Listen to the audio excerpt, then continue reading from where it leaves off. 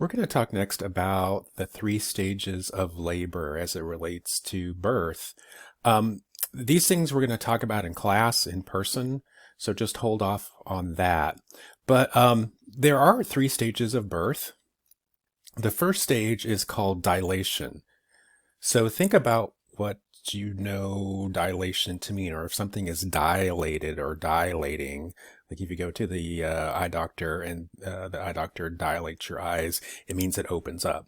So in terms of birth, it's a similar process, just not with the eyes.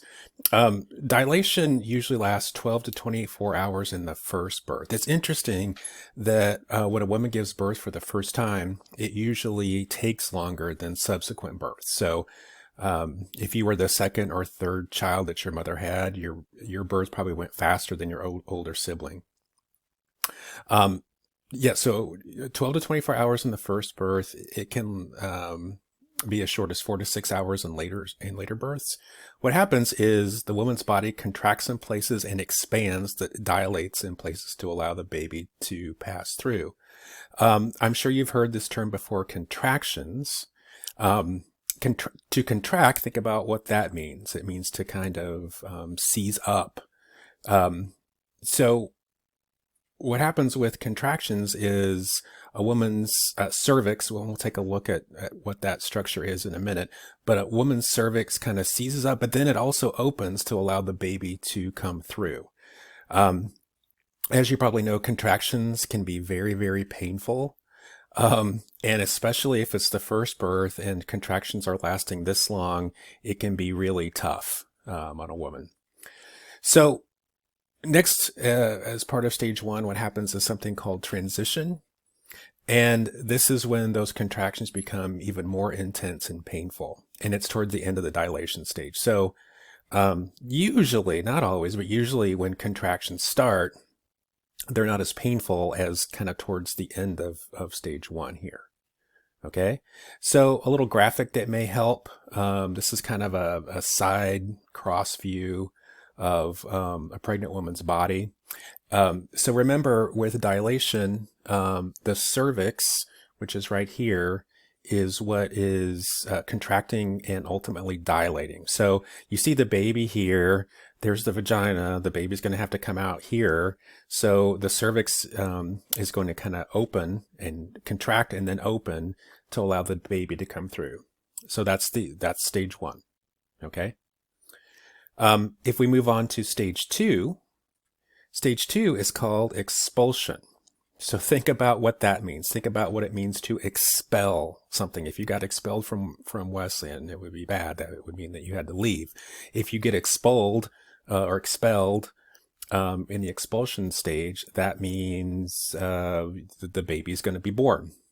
So again, you see a difference here between the first time a woman gives birth and then later birth. So as the baby actually starts to move down the birth canal, that's expulsion. Usually lasts an hour and a half in first births.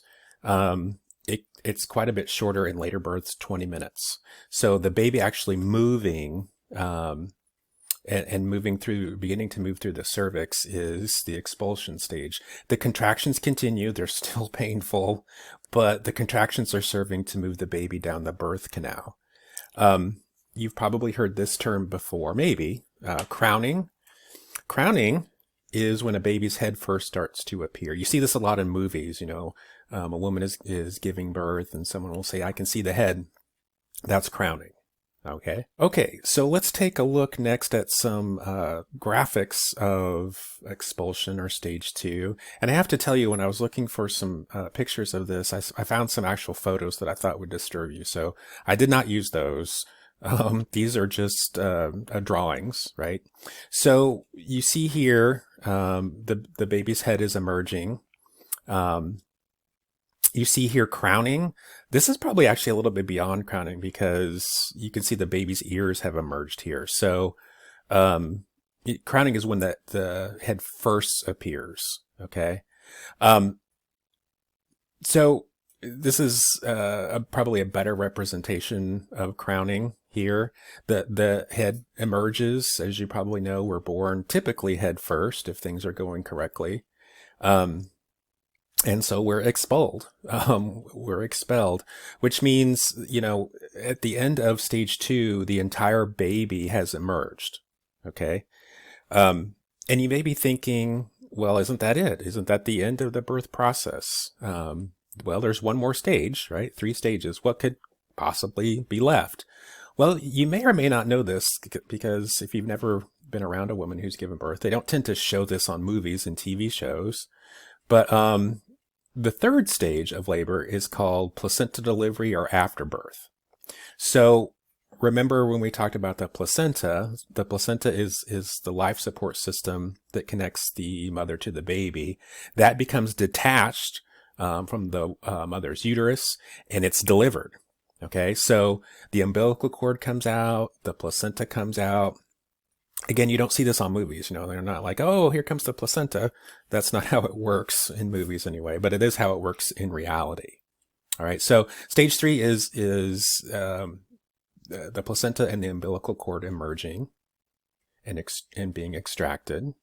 Okay, and then if we just have a quick overview here, you saw each of these images in black and white before, but I just kind of put them all together here for you to see together. So stage 1 again is dilation. So the cervix is contracting and ultimately dilating to allow the baby to move through. It's really kind of amazing if you just look at this graphic. We have large heads when we're born. And so that big head has to come out there, and it certainly does. So a lot of contracting has to happen. You can see why, if you go from here to here, why contractions might be so painful. Okay.